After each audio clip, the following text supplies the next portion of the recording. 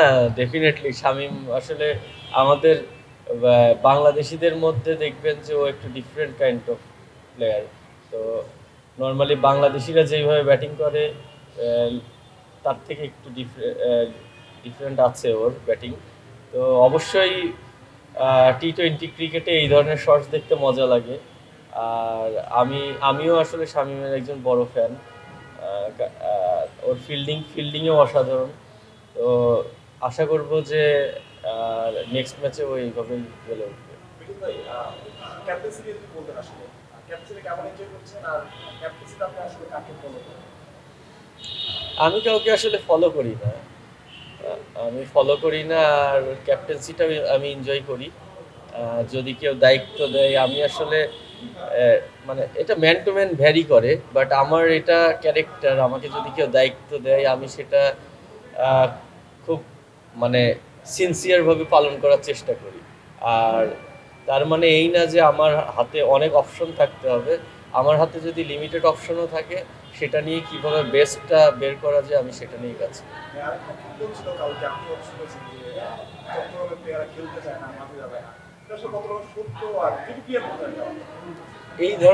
এই ধরনের কোনো ইনফরমেশন তো আমার কাছে নাই।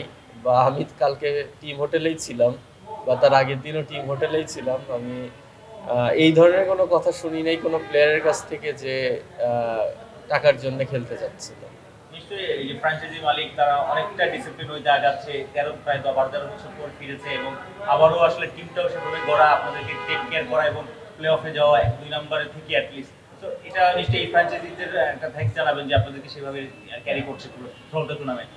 না, অবশ্যই জিনিসটা আমি বলবো না যে আমাদের সব কিছু অনেক স্মুথ, এটা আমি বলবো না। বাট জিনিসটা হচ্ছে একটা মানুষ যখন 12-13 বছর বা 15 বছর পরে আসে একটা স্ট্রাগলিং লাইফ থেকে, তাকেও কিন্তু আমাদের একটু মিনিমাম স্পেসটা দেওয়া উচিত।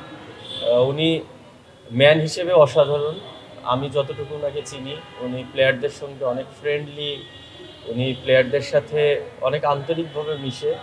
তো টুকিটাকি দেখেন, ভুল সবারই থাকে, টুকিটাকি সমস্যা সব ফ্রাঞ্চাইজিরই আছে। তো কোনো কিছুকে বড় করে হাইলাইট করার কিছু নাই। আমরা মানে সমস্যার ঊর্ধ্বে কেউই না। সমস্যা থাকবে, সেটার সমাধানও আছে। নিশ্চয়ই ট্রফিটা তাকে দিয়ে আপনারা রিটার্ন করতে চাইবেন।